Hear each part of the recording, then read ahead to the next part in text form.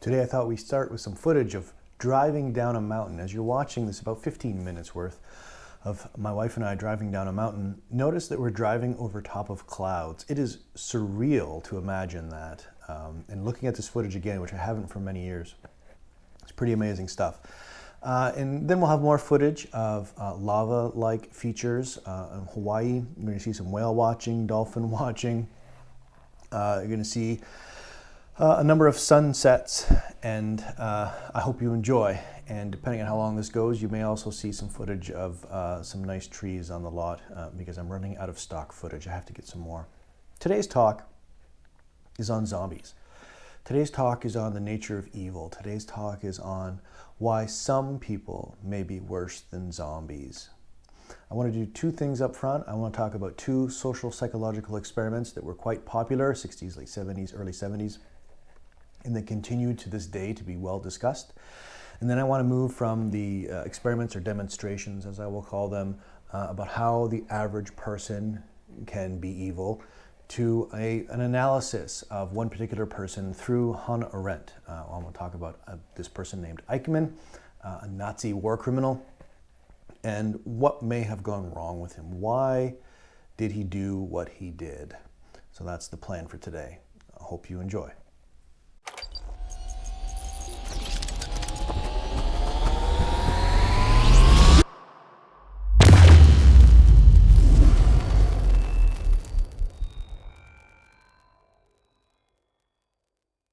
Have you thought much about the nature of zombies?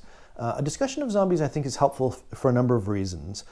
The idea of a zombie, obviously, it's a fictional character, but we may, as a culture, depending on where you are, share a number of traits with zombies that might make you uncomfortable the more you think about it. So let's think about the nature of a zombie up front. Zombies look human. For the most part, depending on what kind of film you're watching. There are obviously many versions of zombies, and what's scary about them is that they look human, but they lack humanness. They lack that thinking, the consciousness, the moral code. They're just these ravenous, dangerous creatures that result in radical destruction. And that tells us some things. Perhaps it tells us about the possibility for all of us to be radically evil. But it also tells us about the nature of personhood and the things that we prize as people. We prize the ability to think for ourselves and not to be these ravenous animals. We prize choice, right? We prize thinking. And zombies, if you get bitten by one, or maybe there's some sort of biological agent released into the air, these things take away your personhood. You still look like you, maybe for the most part, until you start to degrade, but you aren't you anymore, and that's scary. What if that's happening right now? Not in terms of a biological agent or a voodoo magic, as we'll talk about in a moment, but in terms of people freely giving up their ability to think, such that we're not literally zombies, we're not hungry for flesh or something else, but we've surrendered that which is most human. And that's where we're going to go when we talk about Hannah Arendt. Her argument is that many of us have given up that which makes us human. It makes us special. I'm using the word zombie, she doesn't, but there may be some important parallels there. So, what is a zombie? A zombie is something very destructive, typically in most Hollywood portraits.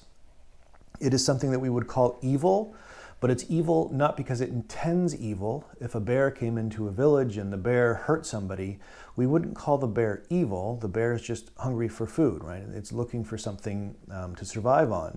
It didn't intend evil. Zombies don't intend evil, right? In that sense, a zombie is just following its new plague, its new chemical imperative, whatever it is. So if we're not zombies in that sense of having a contagion of some kind, then what happens when we do things, especially as a society, when many of us get together and do things that our instincts aren't demanding? Then we could call ourselves evil because we're not like the bear, just following our prerogative to eat. We're doing something evil because we've chosen it. That would make us worse than zombies. If that's happening, that would make us worse. When we think about evil people, Stalin, of course, Hitler, Pol Pot, Saddam Hussein, you name it, the list can go on and on. When you think about evil people, one of the things we typically do is we imagine them to be like a Lex Luthor, to have an extra ingredient of intelligence or a desire or intentionality. They're just somehow stronger, but they're on the wrong side. So think of Darth Vader, right? He has these superpowers, the Force, that he can manipulate the world around him in a way. In other words, he has this extra ingredient. And it just so happens that he desires something that we would call evil, some bad thing, taking away rights and liberties of other people. What if that's not how most evil people actually operate? Then it's not that they have something extra, a Darth Vader or Lex Luthor. So Lex Luthor is well known for being this genius, right? A smart guy. But strangely, again, he desires evil things. So what if it's the case that it's not that you have extra ingredients, but that most, maybe not all, but that most examples of evil are of people who lack those qualities? Hollywood would be wrong, obviously. We'd have to rethink Lex Luthor. We'd have to rethink Darth Vader. But what if that's the case? What we're going to be talking about is the banality of evil in Hannah Arendt, or thoughtlessness.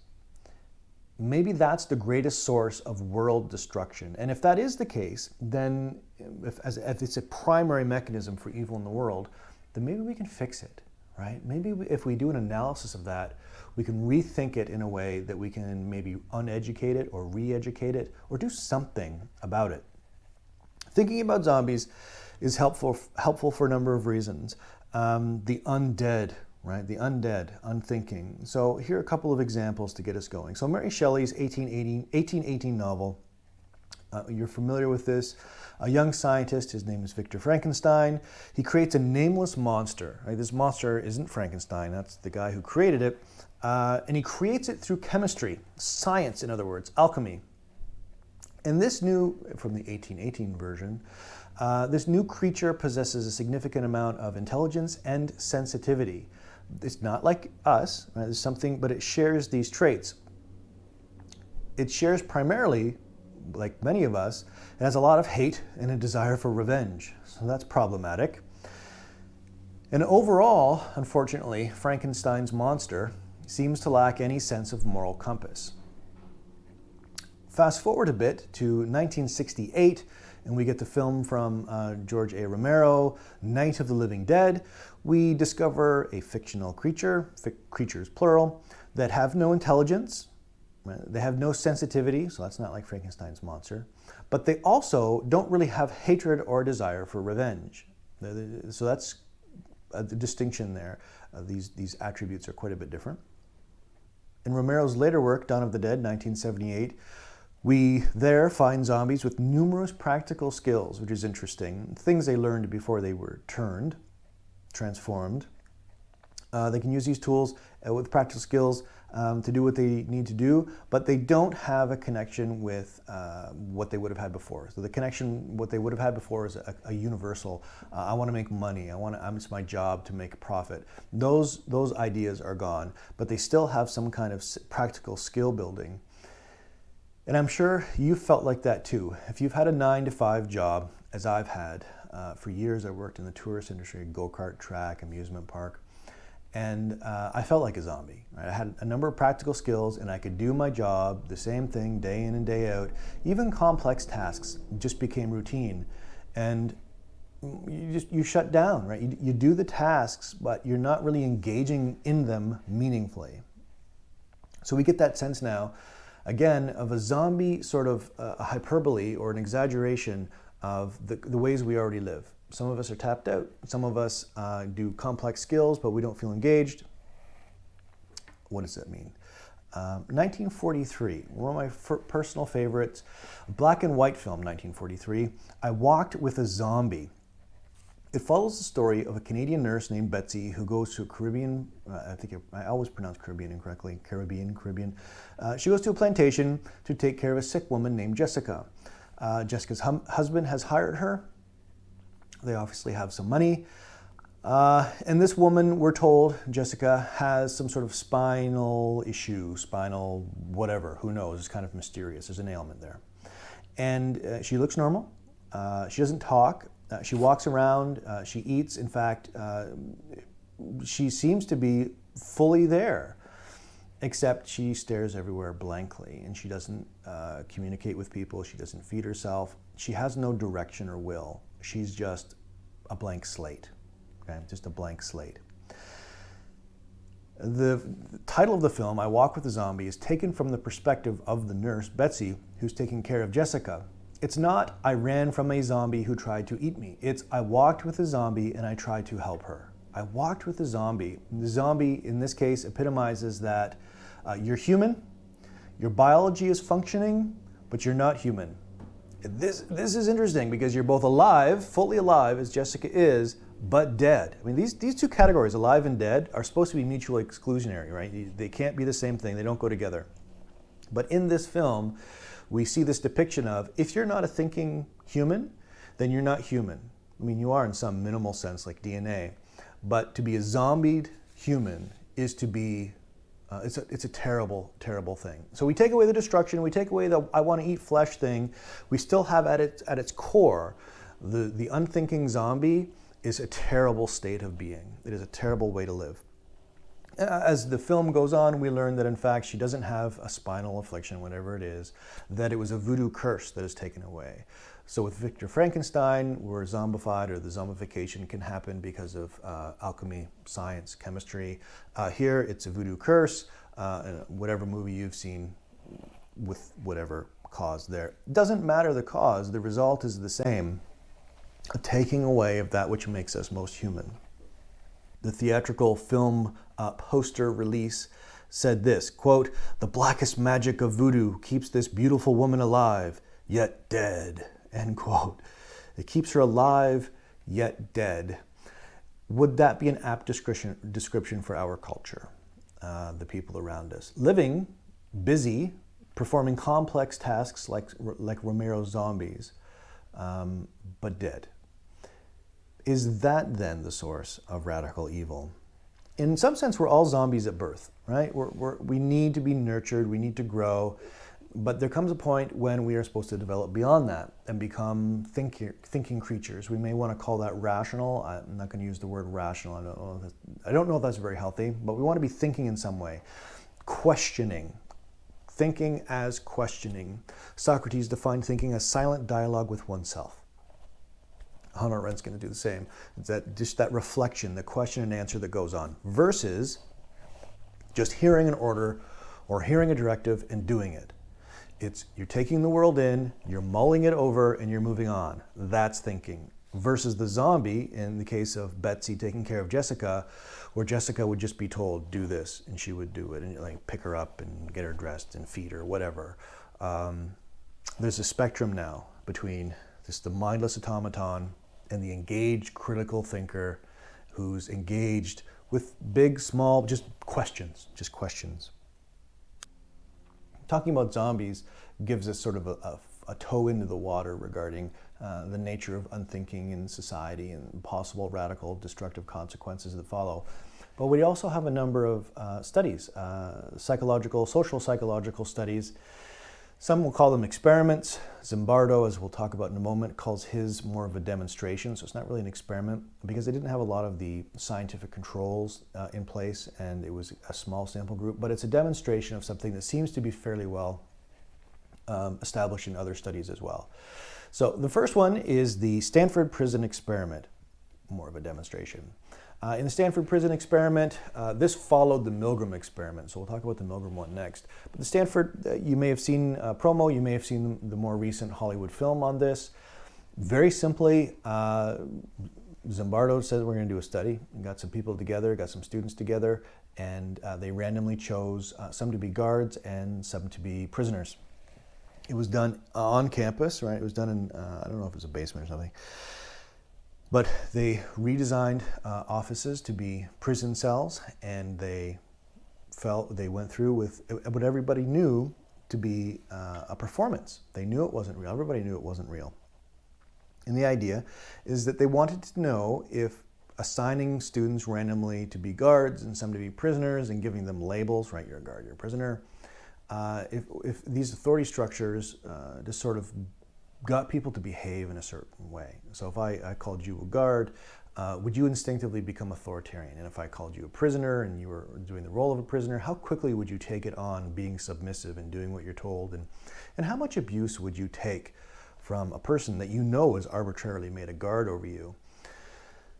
How readily do we take on the roles that were given by society? And not just how readily do we take on these roles that are given to us. Maybe they could be your man, your woman, your something else. Maybe it could be your boss, all these different titles to pigeonhole us.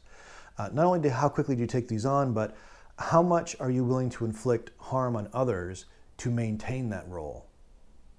That's interesting. So imagine you're one of these students and you're being told you're going to get paid $15 a day and you have to just go live. You're going to be given food, you're going to be given shelter, you just have to go live and pretend to be a prisoner or pretend to be a guard. In the case of the guards, they had 8-hour work shifts and they would rotate other people in. The prisoners were there 24/7. Here's from the actual document, the prison life study document that was given to the students that were going to participate, that did participate. I'm going to read a couple of things here. So $15 a day for performing. Interesting that it's actually said for performing, and then it says various activities and work associated with the operation of our prison. So $15 for doing what we want you to do. Okay, well that's how you and I live, right? We do that every day. We perform our roles, our tasks, whether we're accountants or teachers or whatever. We do what we're told every day. So that's what you're expected to do in this microcosm of a prison experiment. Quote, each volunteer must enter a contractual agreement with the principal investigator, Dr. P.G. Zimbardo, agreeing to participate for the full duration of the study, end quote. So you get a little bit of pressure now, right? You are entering into a contract, and contracts are important in our culture. So maybe there's this impetus that maybe things could get a little rough, but you're now under contract, so don't think you could just walk away. Quote, failure to fulfill this contract will result in a partial loss of salary accumulated according to a prearranged schedule to be agreed upon, end quote. Oh, there's that other side, the contract and the money. That's the carrot that's going to keep you in here. Well, how much abuse would you go through for $15 a day? If you had a choice. If you don't have a choice, if you work for scraps anyway, like so many people do, you just get what you can get from under the table, right? Anything that falls, any crumbs, you just grab them and that's fine. But in this case, these are probably fairly well-to-do middle class, at least students. These are all college students. And $15 a day doesn't seem to be a huge carrot, even in the 70s. What's remarkable is they're willing to suffer all kinds of abuse and dish out abuse for very little money. So one must wonder, is it the money or is it this sense of duty and obligation to a role, to an idea?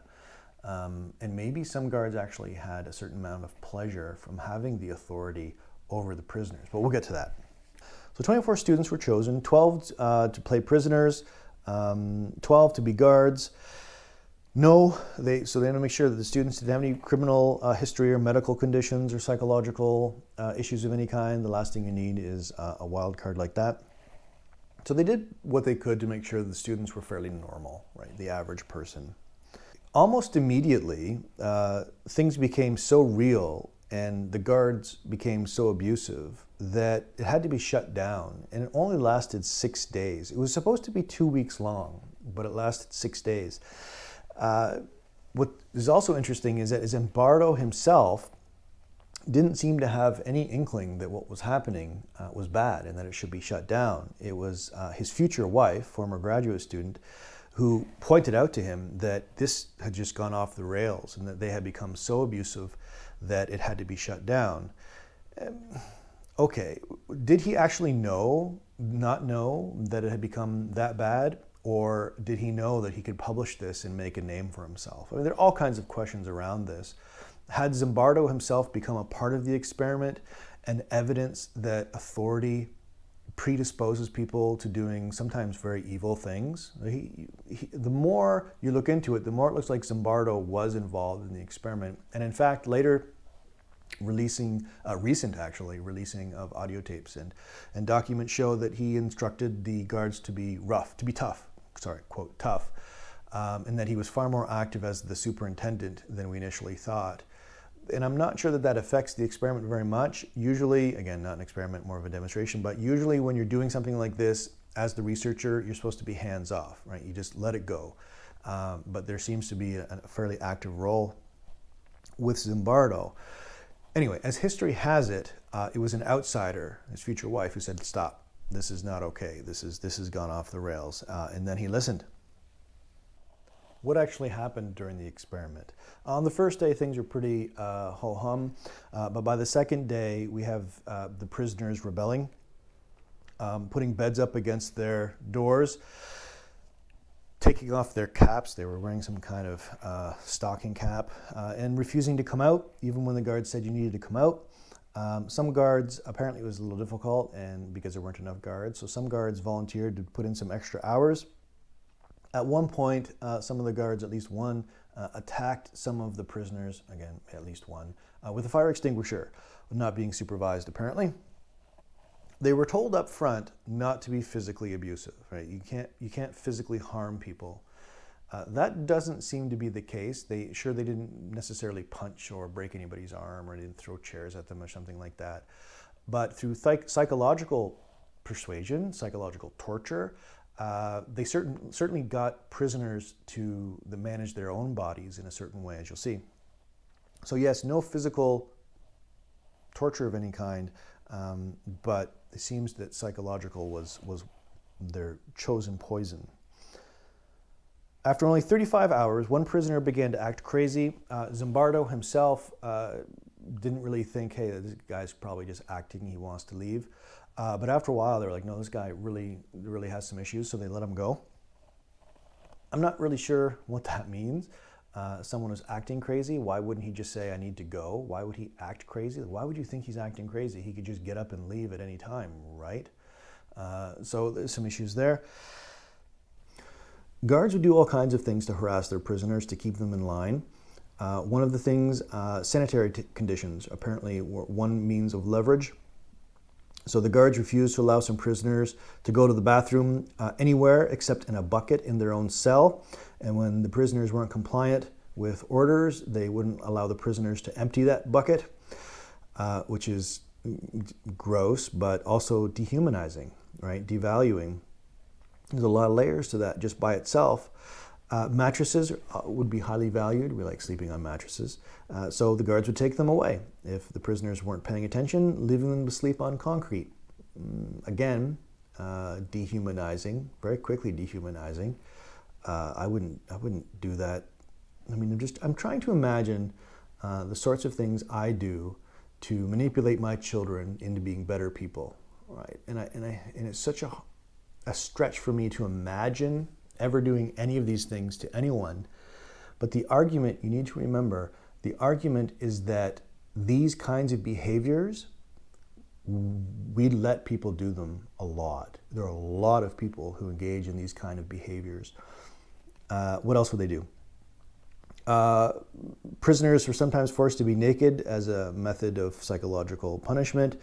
Some guards, about 4 out of the 12, 3 or 4, seemed to show actual sadistic, like they enjoyed really being cruel to other people. Okay. Now, if there are 12 and 4 of them genuinely enjoyed being sadistic, that's a high percentage if we try and extrapolate to society. And again, this is just a microcosm. We shouldn't read too much into this study. But when we add others to it, it becomes highly suggestive that a lot of people will quickly become sadistic. One, when they're put in the right context. So people don't necessarily go out to be, cruel and evil, but in the right situation, they'll do it. And 2, Zimbardo will argue that it's sort of this incremental thing, that it doesn't happen all at once necessarily. It's just not like, oh, you're a Hitler. Okay, it's not like that. Right context, you could become a Hitler. You could become something really bad, one step at a time. One of the things Zimbardo instructed the guards to do was to reference the prisoners by their number only, not by their name. This is an example of systematic dehumanization, right? We label people. We see this at universities where a student is known by their student number. They just vanish into the crowd kind of thing. But we see this in relationships as well. that person is just a label that I put on them. It could be numbers, it could be that they're black, it could be that they're Jewish or Buddhist or Christian. We put these labels on people as a way of understanding them, a short phrase for, try and get an understanding of who they are, but also of diminishing their difference, making them something that is more easily controlled. In his book, The Lucifer Effect, Zimbardo wrote, quote, "I am guilty of the sin of omission, the evil of inaction, of not providing adequate oversight and surveillance when it was required. The findings came at the expense of human suffering. I am sorry for that, and to this day apologize for contributing to this inhumanity," end quote. So he's reflecting on the Stanford Prison experiment, and he realizes, he says he realizes that he wasn't hands-on enough, and things got out of control. People got hurt. You can YouTube a video, and there are a number of videos on this. You can actually get interviews, the principal guard who did a lot of the bad stuff, the one main character, and you can see how he tries to deflect and how he tries to process and how he tries to understand what happened. And here's Zimbardo trying to understand, what happened. Is this an example of how you and I would act in a similar situation? You're given a role of power, you're given a role of authority, and you carry it out because the role becomes more important than the people, because the function becomes more important than the people. That's the argument for totalitarianism, that we begin to believe that our function in society, that we're just one cog in a machine, that we're just one part of a very important thing, and that we don't really control the whole thing. But if we don't do our job, terrible things might happen. And so we will do our job even if it means suffering right in front of us, and we will justify that for all kinds of reasons, but the good of culture, the good of society. And is that partially what happened here? I think immaturity happened here. These are students, and I think I would hope that if we went back 30 years later with the exact same people and did the exact same experiment again, but now they're much older, they've had life experience, they themselves have suffered maybe, and we had the experiment again, but assuming we didn't do it the first time, so we're just doing it again but with older people, I would hope that it would be better, the results would be different. But that's not clear that that's how it works. It's not clear that the older we get, the more humane we become. In 1971, Zimbardo was testifying before Congress, talking about prison reform and in the Navy and other places, how these difficulties that they've been experiencing between guards and prisoners, how do they resolve them? And he made some insightful, although everything he says take with a grain of salt. He's so heavily invested in this study, in his own claim to fame through it. We need to sort of take a macroscopic view and put it in context, but I think he said some insightful things here. Quote, for he said the majority, quote, of the participants no longer were able to clearly differentiate between role-playing and self. They were no longer able to differentiate between the role-playing and it kind of being real life. That's interesting. So you give some people some labels, you put them, even though it's obviously fake, it's the basement or it's just the offices have been turned into prison cells. You know and you know in your head that these are just students, but it becomes real. The titles make you something. In 6 days, remember that it took for all of these things to happen, quote, the experience of imprisonment undid, although temporarily, a lifetime of learning. Human values were suspended, self-concepts were challenged, and the ugliest, most base pathological side of human nature surfaced, end quote. So his argument is it took 6 days, but in that time, all of the morals that these people have been taught, all the social norms that they've been expected to live by, more or less vanished. And the roles that they were assigned, although fictional, took hold. And the worst form, right? The worst form, again, the ugliest, he says, the most base pathological side of human nature surfaced. Wow, it's pretty close to the surface if it only took 6 days, or 2 days, really, to visibly start. Quote, again from Zimbardo, the mere act of assigning labels to people, calling some people prisoners and others guards is sufficient to elicit pathological behavior, end quote. is it really that easy? And if it is, that's terrifying if it is. I'm not sure that it is, but in this context, that seems to be more or less what happened. In a 1963 article in the Journal of Abnormal and Social Psychology, this next scholar, Milgram, describes his own research. And in this research, there have been a number of subsequent studies to follow the basic method, modus operandi here, to see if other people would follow through and get the same results, and they typically do. So this is how the experiment worked. And again, you can YouTube this and actually see the black and white footage. Some of the more recent ones so one of them that I found was under Darren Brown on YouTube, the Milgram Experiment, The Heist. And I don't know how he was able to get away with this, because ethics commissions have come through, new ethics policies have been created to prevent these kinds of experiments from being redone. Because essentially what you're doing is, when you have these, say in the Stanford Prison experiment, those students are being tortured. Whether they're prisoners or guards, they're being psychologically messed with at a fundamental level that no researcher for academic reasons should be able to do. So this earlier study by Milgram has been redone by a number of institutions and groups, but it should not be done anymore. But here we are, this Darren Brown character in 2014 redoing it again. I would think he's open for a lawsuit, given that he took people off the street and he tortured them like this. So here's how it worked. I'm a student and I go in, and they say, do you want to be a part of the experiment? I say, sure. I sign off the waiver, whatever. And they take me into a room and they show me this gentleman. This is the gentleman you're going to be working with. You're going to ask him a series of questions, and every time he gets a question wrong, you're going to press a button in the other room. So I'm going to be in the other room, he's going to be here. And as they're explaining this to me, the gentleman who's explaining it is wearing a white lab coat. He's some figure with authority.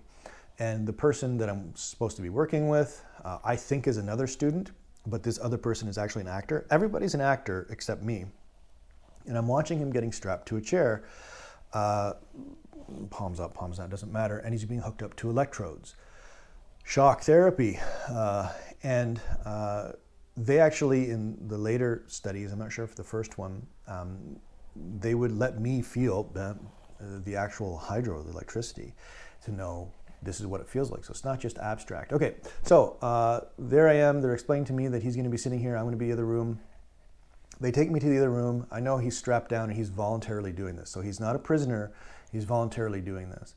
And they sit me down in front of a large panel with a whole bunch of buttons on it. And especially in the later studies, you can see these buttons are labeled very clearly. Right up to the most powerful, where there's a little lever, all these are levers. At the very far is lethal. You know it's lethal. And it's saying the number of voltages on this. So even if you don't know how wattage or voltage works, whatever, you know that generally speaking, this is going to get really nasty. Am I going to stay here? Am I actually going to do this? So the experimenter, white lab coat guy, sits beside me. We start the thing, you know, and hopefully the person I'm supposed to be working with, who's actually an actor, hopefully they're going to get all the answers right. So I don't have to keep pressing this button and electrocuting them.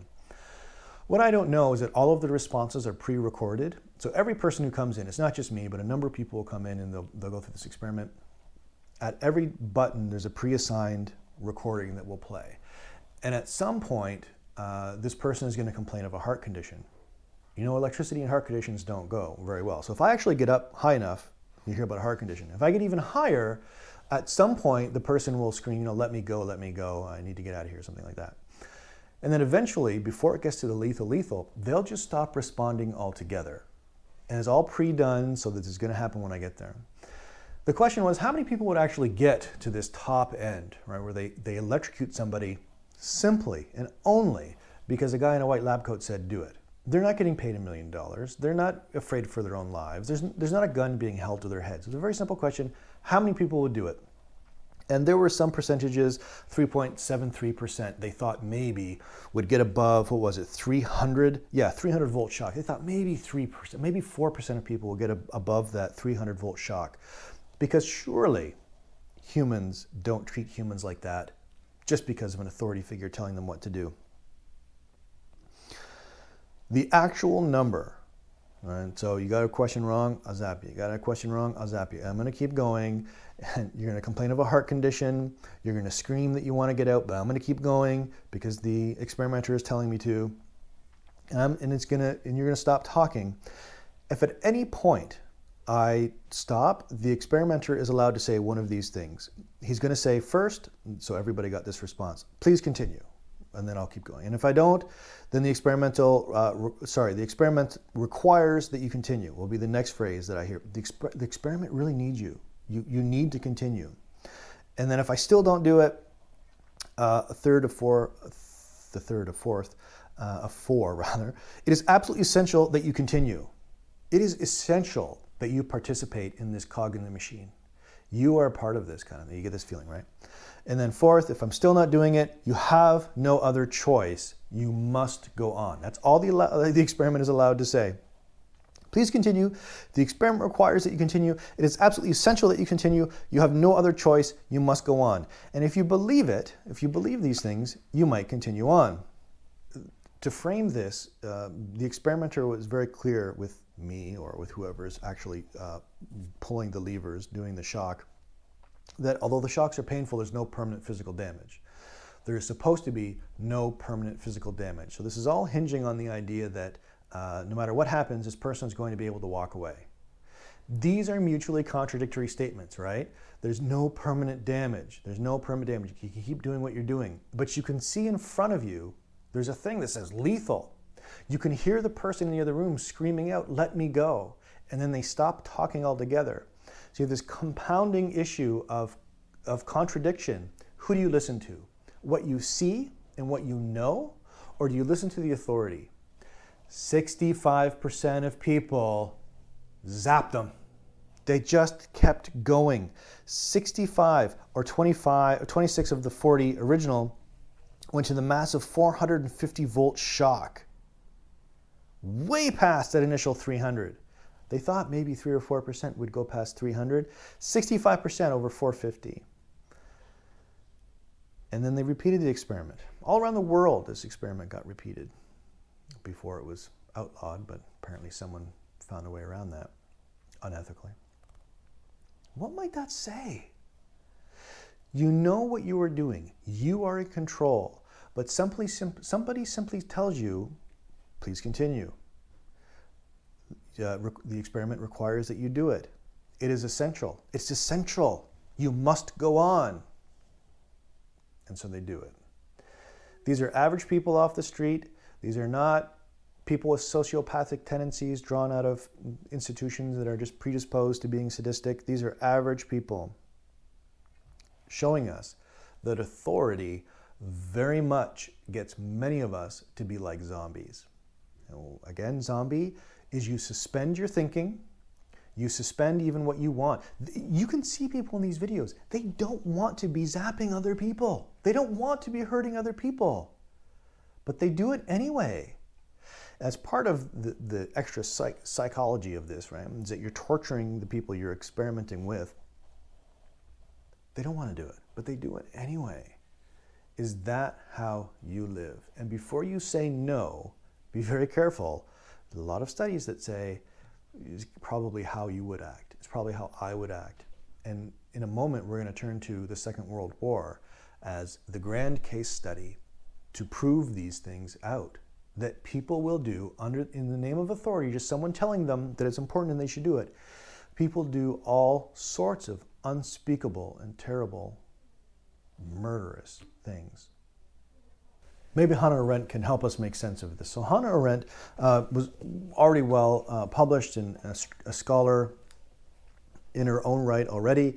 And then she was given this opportunity for which she became even more famous or infamous, an opportunity to go and watch this Nazi war criminal, Eichmann, on trial for his crimes. And she wrote a book. She initially wrote a series of articles, but then it became a book called Eichmann in Jerusalem, a report on the banality of evil, 1963.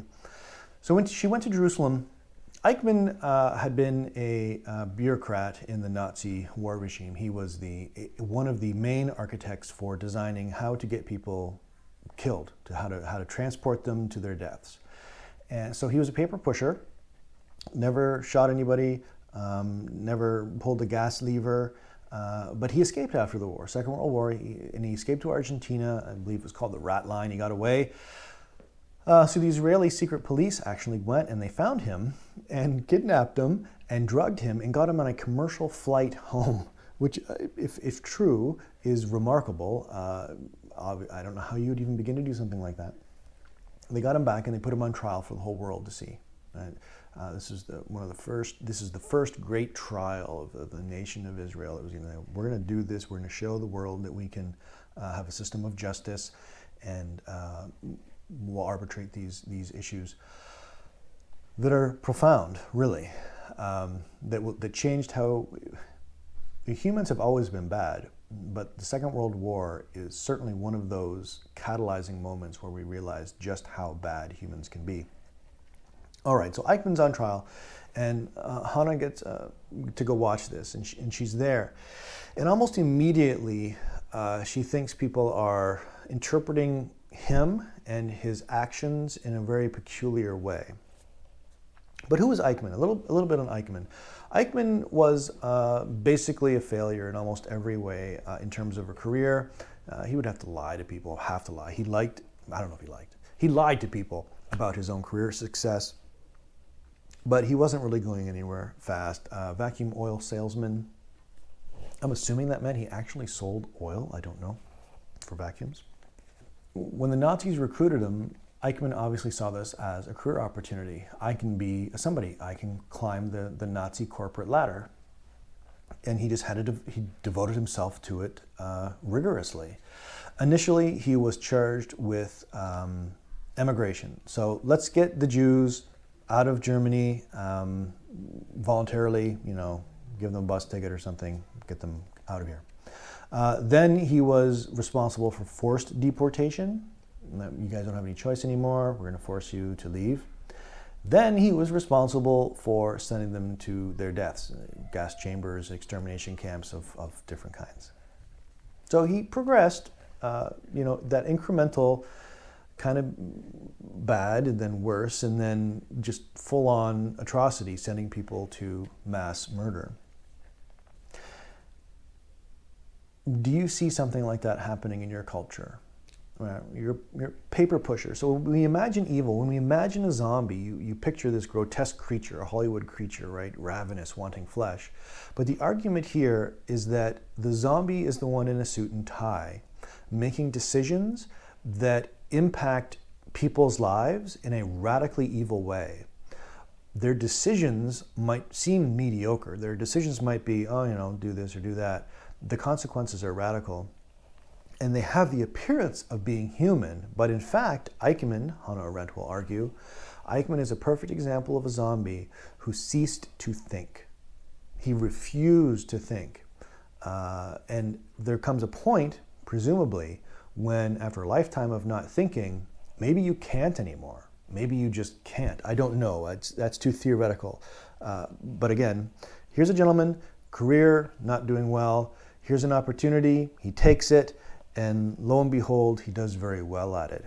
Unfortunately, it involves murder. He himself says that he wasn't comfortable with the conditions in which the Jews were being transported, although he was responsible for that. He wasn't comfortable with the conditions at the camps. He claims that he was innocent of the charges. He was charged with, what was he charged with? 15 charges, including crimes against humanity. He says he wasn't guilty of that. He was following orders. Following orders, it was war. I had to do this because I was told. Just like we saw with the Milgram Experiment, just like we saw in the Stanford Prison Experiment, I was told my work was essential. I had to do it, so he did it. He may not have wanted to harm anybody, but that interest in not harming people was overridden, and we can see it in his own personal correspondence, with the need for efficiencies. Efficiencies that minimally interfered with the war effort. So as an example, he would overload the trains. There'd be too many people on the trains. These people are going to their deaths anyway, so he probably, what's the big deal? But because of his efficiencies, up to 1/3 of people died while going there. Cold, famine, it didn't matter. He in his head, I had a job to do. Everybody's a number. People aren't people anymore. This just needs to be done. And of his own account again, he didn't think that him not doing his job would have meant anything. I won't do my job. Maybe things will be paused for 5 minutes and then I'll be replaced. So that passing the buck, never really taking responsibility that what I'm doing has real life consequences for real people. He never got there. He wasn't able to imagine. And that's a major part of being a zombie. Never being able to have compassion or pity, never being able to stand in somebody else's shoes. You just don't. Whether because you can't, because it takes imagination, or you don't because you're cold, you're cruel. I mean, a lot of reasons why you might not. But for Hannah and others, we can.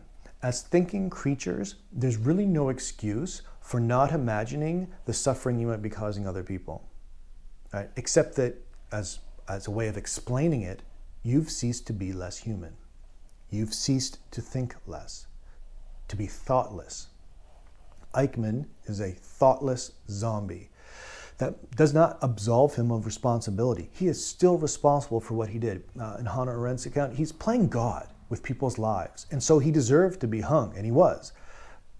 You don't get to play God and just, I was playing God, but I didn't, I was just following orders. No, that's not how it works. Eichmann is part of a grand bureaucratic machine where feeling gets in the way of business. Getting the job done gets in the way of efficiency. Stop feeling. Do we see that with large corporations today, where they allow, or governments in terms of how they create policies for healthcare, or how they respond to race issues, and so on and so on?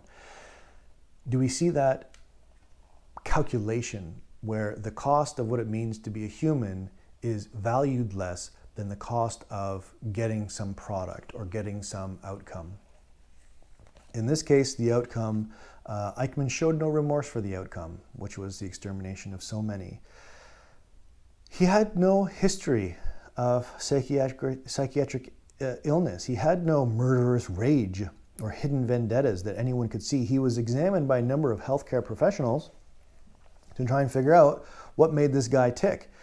And on every report, he came back as just a normal person. Eichmann was a normal person. And that's part of the power of this, is that it shows us it wasn't just Eichmann. It was millions of Germans. It was millions of Russians and millions of people all around the world who took on roles that they were given by authority.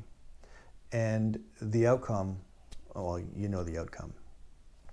It's a curiosity that Eichmann was clearly a smart person. He was clearly a smart person. At one point during the trial, he was asked about Kant, a famous philosopher, and he was asked to explain Kant's categorical imperative.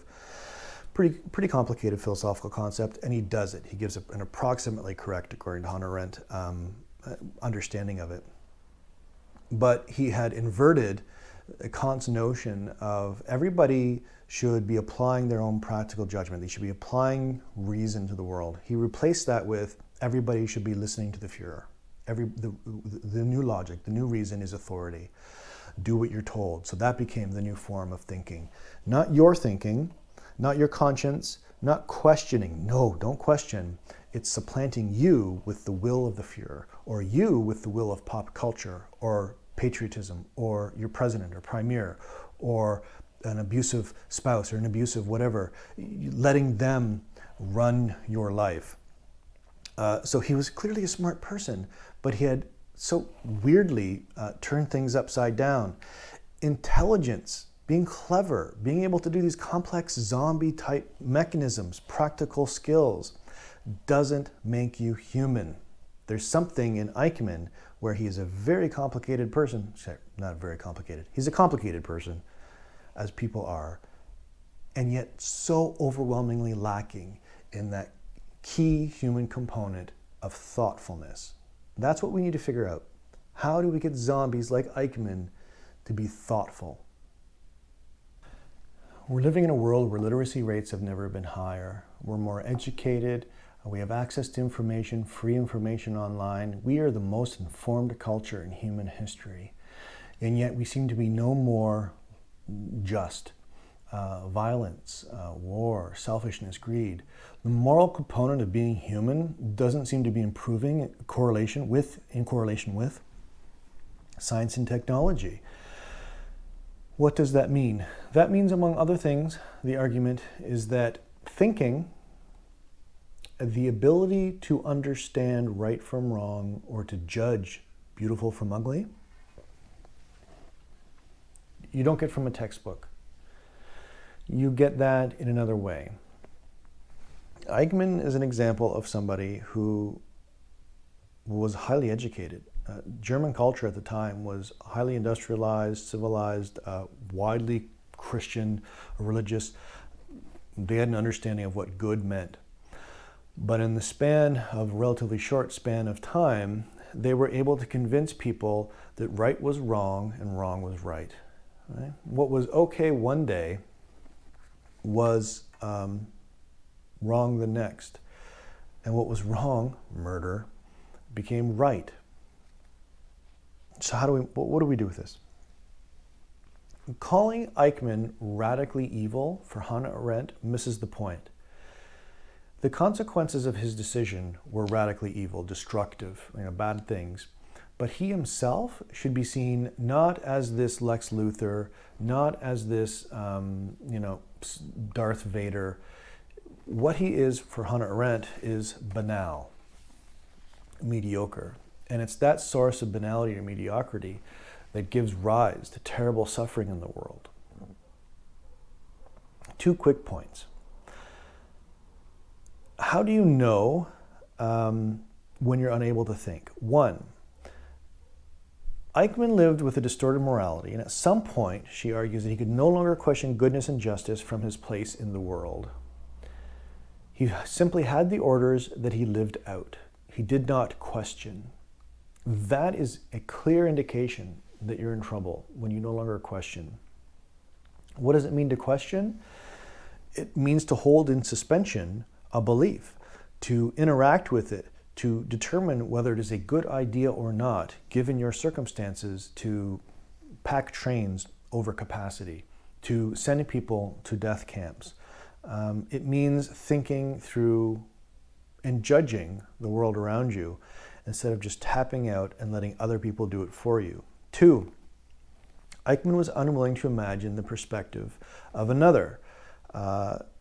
He lacked imagination and compassion through years of training, the efficiencies. We simply just don't think about it, right? I'm going to make a policy, and this policy might mean that my company pollutes the environment or, hurts workers or something else, but I don't need to think about that. I want to think about the end. The end is more profit. It's a dominant theme. But imagine what your profit means for other people.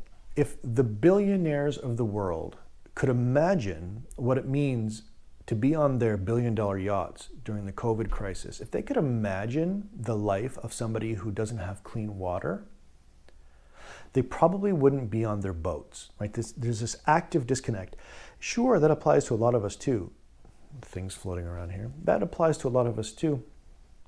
A lot of us could be contributing more, but it relies on a lack of imagination and unwillingness to look and see, to be or to allow bad things to happen.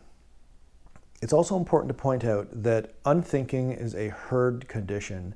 It takes an entire culture to support that kind of unthinking. We can see in the case of the US and other places, people being voted into office by people who are perpetuating a certain thoughtlessness, right? A racism, misogyny, this kind of white nationalism, the Aryan race of Hitler. We see it throughout history again and again and again, where it's sustained by a community. It's not just individuals. Thoughtlessness is a widespread problem, woven into the very fabric of our culture. It's something that can be increased by education. So Hitler, you had the Hitler Youth and other major propaganda organization institutions to retrain people not to think. But education, hopefully, is used to get people to question the world around them. So my question to you about questioning is, has your education provided that?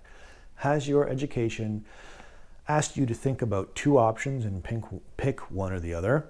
Or has your education begun to teach you to be radically open, like radically questioning your most cherished beliefs? That's where we need to be going. Not pushing our ideologies, this is the way, as if we know. Because then we end up in that Eichmann category very quickly if we're not careful, in that totalitarian banality of evil, zombification territory, if we close down that internal dialogue and that dialogue with others, or dialogue with culture. Hannah Arendt now, quote, "What totalitarian ideologies therefore aim at is not the transformation of the outside world, but the transformation of human nature itself." This is, end quote. It's from her, The Origins of Totalitarianism. When we allow this wave of thoughtlessness, this zombification to take hold within us, it's not just structuring how we go about our day, whether we go here for 2 hours or there for 8 hours, or whether we sit at this desk behind this cubicle. It's trying to shape us on the inside, and that is very important. The zombie from the outside, doesn't matter if they look like us. They are us. But totalitarianism makes them zombies inside. That's the problem. And on the inside, of course, we're talking about the mind and how we engage with the world. Hannah Arendt, quote, "From a humdrum life without significance and consequence, the wind had blown him," Eichmann, "into history as he understood it, namely into a movement that always kept moving, and in which someone like him, already a failure in the eyes of his social class, of his family, and hence in his own eyes as well, could start from scratch and still make a career," end quote. How much of the evil that I perpetuate thoughtlessly, that I don't know that I'm perpetuating, how much of that is based on my career ambition, my desire to be successful, to look a certain way, to be a man, whatever that might mean, to be a father, to be seen? That's a huge question, right? That we desire these things because we've been told they're important. They might not be, and we pursue them ruthlessly, right? The idea of making money for some people, I remember going to high school. About 4 or 5 years after high school, I ran into one of my friends that I'd gone to high school with, and I don't know why, he was just bragging excessively about how much money he was making as an accountant and how wonderful. It was like over the top bragging. It wasn't just, yeah, I'm an accountant, I got a pretty good income. It's like, no, it's just talking about this cash cow and how wonderful it is. And it made me feel bad, right? We want money. We all need money. It's part of the system. We need enough money to survive. But it was as if it had become his all-consuming religion. And we maybe talked for half an hour, and that's all I learned about him. And I was mindful of trying to learn more as he was talking. It's almost as if that was all he was. As I understand it, no family then, no children, no world travels to speak of, and so on and so on. But he was making a lot of money. He was making sure I knew it. And it made me feel sad. Again, I'm all for making money and having a good career. The question becomes, what happens when that becomes our whole living ideology? And when we consider someone successful because they've hoarded wealth. Isn't that odd? Isn't that kind of a zombie way of living? Quote, from Hannah, "Many Germans and many Nazis, probably an overwhelming majority of them, must have been tempted not to murder, not to rob, not to let their neighbors go off to their doom, and not to become accomplices in all these crimes by benefiting from them. But God knows they had learned how to resist temptation," end quote. What was right one day, wrong the next, and vice versa. Upside down world. To resist the temptation to do good. To think. To question. Thinking sounds abstract. It sounds like it's sort of disconnected from passion and from pity, as if these are separate qualities. Thinking should draw us into a new sensitivity with the world, ourselves, and others. Thinking isn't just this abstract, mathematical, logical, that kind of thing. Thinking means you being the maximum version of you, feeling also, right? The thinking creature feels. Right? Thinking is more like poetry.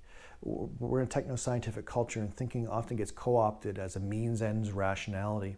So when I say thinking to be thoughtful rather than thoughtless, that includes the most artistic and passionate versions of ourselves. Whatever it means to be human for you, all of these ingredients are there. And Eichmann simply stopped being some of those. That's the idea here. Quote, except for an extraordinary diligence in looking out for his own personal advancement, he had no motives at all. He merely, to put the matter colloquially, you can almost say it, never realized what he was doing, end quote. This is really difficult. That was from Eichmann in Jerusalem. Did he really not know what he was doing? In a way, so we go back to the earlier example of Jessica, the zombie, the voodoo zombie.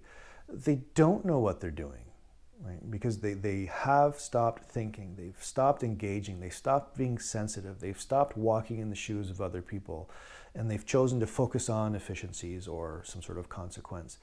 And then we could maybe say that they don't know. That can't absolve them. We still have to hold the zombies accountable. But it also opens a window for reform, for getting people to have that spark of curiosity, of reflection, that maybe my support of a certain political leader isn't the best, that maybe my own views on sex and gender and race, maybe they're not the best. That's exciting, because it's not all doom and gloom. Imagine talking to Lex Luthor and convincing him not to be evil, or Darth Vader. It seems impossible because they have this extra ingredient of a fever for evil. But if evil is largely, for the most part, a thoughtlessness, then that maybe can be partially corrected. That's exciting and positive. A few closing questions. Are questions of the overall goodness and justice of life being asked and answered? Are questions of the goodness and justice of life being asked and answered in your life? Are you struggling with these realities in some way? If you're not struggling with life, the idea is you're probably a zombie. You're just living it. And by struggling with life, I don't mean trying to make more money to pay the bills. We're all doing that. And I don't mean struggling with trying to have a bigger house or something like that. Struggling with these issues of kindness and meaning and purpose and morality, compassion. Another question. Are you able to generate empathy and compassion for others? Are you able to engage in meaningful dialogue? Actual meaningful dialogue with other people requires a sense of openness, vulnerability that Eichmann couldn't have had. Eichmann could not have had any vulnerability. The participants in both Milgram and Zimbardo, Milgram especially, showed sort of a pity, but it was overridden by the obedience to authority. We need to overcome our obedience to authority to really truly engage in that new layer of sensitivity with others, and that requires vulnerability and risk. I might be hurt. In fact, I can guarantee I'm going to be hurt when I try to engage with other people, because we're all kind of zombies in a way, and it's very hard to have a good conversation with somebody. It takes skill, it takes practice, and frankly, it sucks sometimes when someone doesn't hear you. So it's easier not to try and be heard. It's also easier not to hear. Of course it's easy, but then we end up with an entire world on fire, right? And then we have cultures imploding upon one another. And then we have people genuinely being killed in the streets because they're the wrong color. And why are they being killed because of the wrong color? Because somebody simply devalues them, right? You are not a human being like I'm a human being. I'm following orders. I'm not thinking. Think of George Floyd, right? And it took me a few days to actually watch the George Floyd video. The officer leaning on his neck, killing him as he's handcuffed, and the officer, and he's screaming out, "I can't breathe." The officer just doesn't care, right? The officer is tapped out. Did the officer, like Eichmann, really hate black people? Well, no way for me to know. But certainly, in the very least, we could say that, like Eichmann, there was that sense that there were just other priorities: maintaining control, maintaining power, his career, And in that moment, we call it racism, but I mean, it doesn't really matter whether it's white versus black or religion versus religion or Democrat versus Republican. It doesn't matter. They're all doing basically the same maneuver of not connecting, not being sensitive, not recognizing the other person as a person. And so, Hannah Arendt argues, they've lost the ability to judge beautiful from ugly. The officer leaning on George Floyd's neck could not see that he was ugly. That's terrifying, right? When you can no longer see yourself in an objective or detached way, as although maybe not the right terms, but you can no longer value what you're doing or evaluate what you're doing in a healthy way.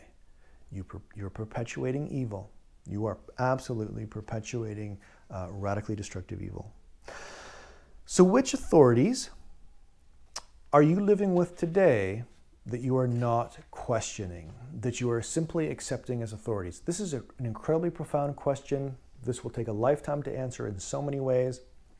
I struggle with these all the time. You know, what do I just assume to be true? We all have assumptions.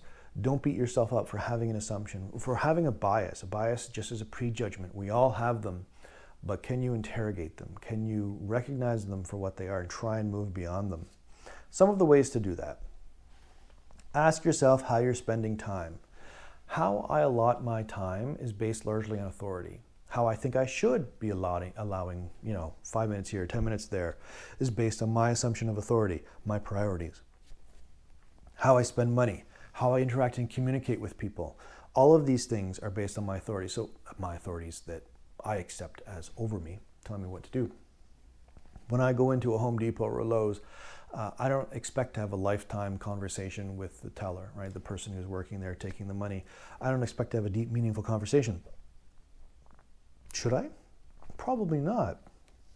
But when I treat people like that, when I treat my neighbor like that, flippantly, casually, my children like that, I've allowed a certain efficiency to enter into my life that might not be healthy. Ultimately, it's a question of value. And again, we've been asking this time and time again with Foucault and Nietzsche and others. What is the good life? So in summary, the argument is we may as a culture be worse than zombies. When we define zombie as a creature taken over by a pathogen, taken over by science or voodoo, that they can't help and they're tapped out, right? They're unthinking creatures. That reminds us of the importance of human thinking, but it also absolves them of responsibility. You and I have not been taken over by pathogens. We've not been taken over by voodoo magic, at least I hope not. And so, in that respect, our choice, our willingness to be thoughtless, makes us worse, right? And the radical consequences aren't fictional. The radical consequences of our thoughtlessness are real life, and we can see them, whether it's George Floyd or administrative policies in terms of immigration, or whether, who knows, the list is endless. If we think about people like Eichmann and people, a large percentage of us, who will electrocute people to the point of death, and maybe a large percentage of us who will take on titles like guard to hurt others. If we begin to think about these and accept them as realities for the average person, not the Lex Luthors, not the Pol Pots, but the average person, then we can begin to think about how to change or re-educate or spark thinking and questioning. And that's the positive thing. Because while we may be worse than zombies, we have a cure for zombification. We have the cure, which is thinking, questioning, being curious, wonder, sensitivity and compassion, pity. And then we could change the world.